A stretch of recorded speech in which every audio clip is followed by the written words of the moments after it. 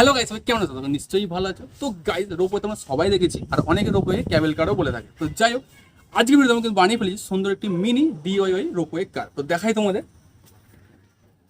তো দেখো গাইস, এটি কিন্তু আমার বাড়িতে খুব সুন্দরভাবে বানিয়ে ফেলেছে, আর এটি বানানো খুবই সহজ। আর এটি কিন্তু আমরা চালাবো রিমোটের সাহায্যে। তো গাইস, বুঝতে পারছো ভিডিওতে হতে যায় কতটা ইন্টারেস্টিং। তো এটি বানানো খুবই সহজ, বাড়িতে খুব সহজেই ট্রাই করতে পারো। अभी मजा आएगा ना भिड़ो। ওয়েট, দেখাবো কি বানিয়ে। তার জন্য কি করতে হবে, ভিডিওটা পর লাইক করে দেবো, একটু লাইক অনেকটা মোটিভেট করে এই ধরনের মজাদার ইন্টারেস্টিং ভিডিও বানানোর জন্য। তো আর বেশি কথা না বলে আমি স্বাগত তোমার সময় একটু পর্যন্ত। চল ভিডিও শুরু করা যাক। তো গাইস, এটি বানানোর জন্য আমি একটি বোর্ড নিয়ে নিয়েছি, আর নিয়েছি একটি ডিসি মোটর। তো গাইস, এই মোটরটিকে এই বোর্ডটির উপরে আমি ফিট করে দেব। তো তার জন্য প্রয়োজন হবে একটি ডবল সাইডের টেপ। তো গাইস, দেখতে পাচ্ছ আমি একটি ডবল সাইডের টেপ নিয়ে নিয়েছি। তো এবার কি করব, টেপটিকে কেটে আমি এই বোর্ডটির উপরে জুড়ে দিচ্ছি। তো জুড়ে দিলাম। এবার এর উপরের পেপারটি আমি তুলে দেব। তো তুলে দিলাম। এবার মোটরটিকে এখানে ফিট করে দেব। তো তোমরা চাইলে গ্লু গানের সাহায্যেও ফিট করে দিতে পারো। তো দেখতে পাচ্ছ আমি কিন্তু ফিট করে দিয়েছি।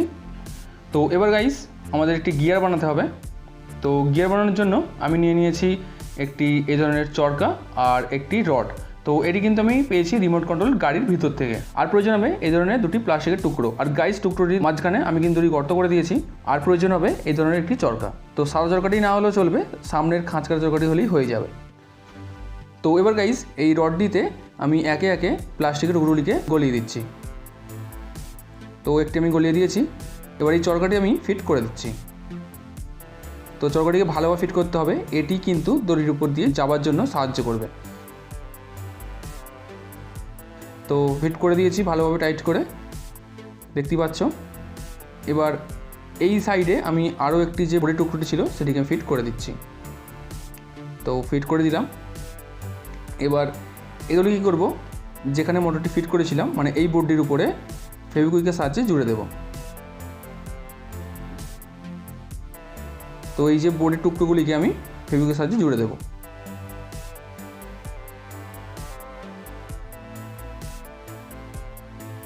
তো গাইস, দেখতে পাচ্ছ আমাদের গিয়ার কিন্তু পুরোপুরি কমপ্লিট হয়ে গেছে। আর দুটি সাইডে আমি কিন্তু দুটি আরও এক্সট্রা বোর্ড লাগিয়েছি যাতে আরও মজবুত হয়। আর গাইস, চরকাটির মাঝখানে আমি একটি পাইপ লাগিয়ে দিয়েছি ছোট্ট, যাতে এই রডটি বাইরে বেরিয়ে না যায়। তো পুরোপুরি কমপ্লিট হয়ে গেছে গিয়ার, দেখতেই পাচ্ছ। তো গাইস, এবার প্রয়োজন হবে একটি আরসি রিসিভার। তো দেখতে পাচ্ছ আমি একটি আরসি রিসিভার নিয়ে নিয়েছি, আর এটি নিয়েছি আমি রিমোট কন্ট্রোলারের ভিতর থেকে। তো এই তার দুটি যাবে ব্যাটারিতে, আর এই তার দুটি যাবে মোটরে। তো এই তার দুটিকে আমি মোটরের সঙ্গে সোল্ডারিং করে নিচ্ছি।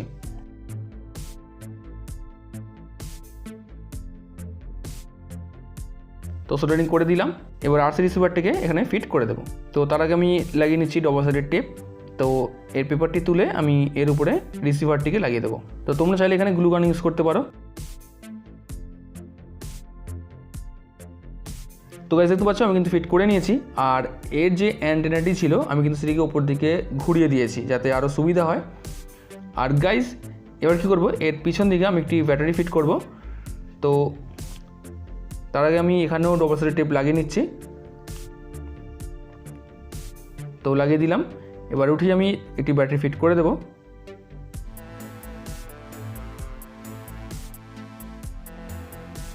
তো গাইস, আমি একটি ব্যাটারি নিয়ে নিয়েছি, এটি হচ্ছে মোবাইল ফোনের ব্যাটারি। তো ব্যাটারিটিকে এখানে ফিট করে দিচ্ছি।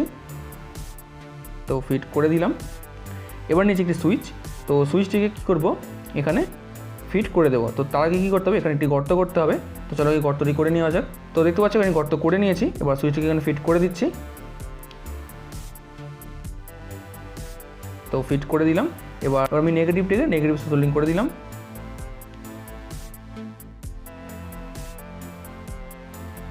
তো গাইস, আমি এখানে টিউব লাগিয়ে নিচ্ছি যাতে তারগুলি একে অপরের সাথে জুড়ে না যায়। তো লাগিয়ে দিলাম। এবার লাল তার দুটিকে আমি কী করব, সুইচের সাথে সোল্ডারিং করে দেব।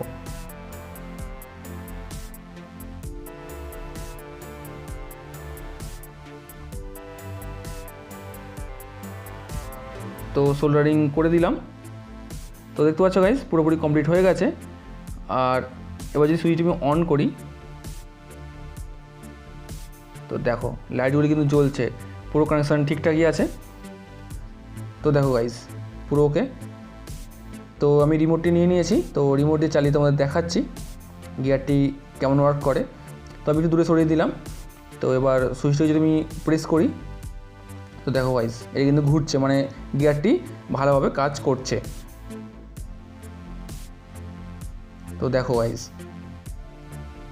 তো এবার দেখতে পাচ্ছ আমি একটু স্কিপ করে দিয়েছি, ভিডিওটি লেন্থ বেশি হয়ে যাচ্ছে। তো এখানে কি করেছি দেখো, দুটি পাইপ লাগিয়েছি আমি দুদিকে। তো দেখতে পাচ্ছ এখানে আর এখানে একটি পাইপ লাগিয়ে দিয়েছি। আর গাইস এগুলি পাইপগুলি কী করেছি, পাইপগুলিকে আমি দু সাইড দিয়ে এই দিক দিয়ে কেটে দিয়েছি আর এদিক দিয়েও কেটে দিয়েছি, যাতে আমি দড়িটিকে ফিট করার পরেও আমি এটিকে দড়ির সাথে ফিট করতে পারি। আর গাইস এখানে তো হচ্ছে আমি কিন্তু ভালোভাবে একদম ফিট করে দিয়েছি পাইপটিকে, যাতে একদম খুলে না যায়। আর এখানে একটি বল লাগিয়ে দিয়েছি, এটি হচ্ছে আমাদের মেন রোপ, এটি একটি খেলনা থেকে আমি বার করে নিয়েছি, বুঝতেই পারছো। আর এখানে আমি একটি যে বোর্ডের টুকরো ছিল সেটি দিয়ে কিন্তু ফিট করে দিয়েছি। আর এখানে কিন্তু আমি লিখে দিয়েছি অন অফ। তো পুরোপুরি কমপ্লিট হয়ে গেছে রোপওয়ে। তো দেখতে পাচ্ছ আমি অন করে দিয়েছি, আমি অফ করে দিলাম আরেকবার। তো এবার কি করব, আমি দড়ির ওপর চালাবো। তো তার আগে আমি আরেকবার টেস্ট করে নিই এটি ঠিকঠাক চলছে কি না। তো অন করি আরেকবার, তো অন করে দিলাম। তো দেখতে পাচ্ছ গাইস এটা কিন্তু ভালোভাবে ওয়ার্ক করছে। তো এবার দেখবো এটি দড়ির ওপর কেমন ওয়ার্ক করে। নর্মাল তো ঠিকই আছে, এবার দড়ির ওপর দেখবো কেমন চলছে।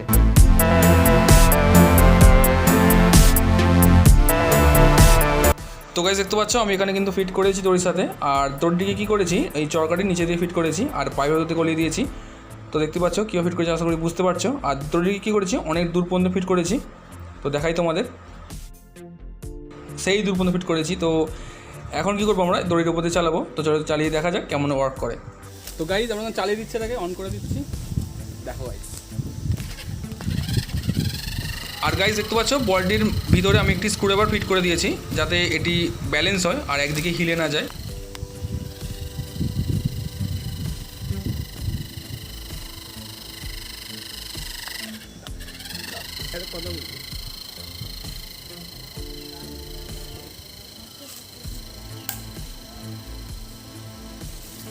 অনেক দূর গেছে গাইস, ওই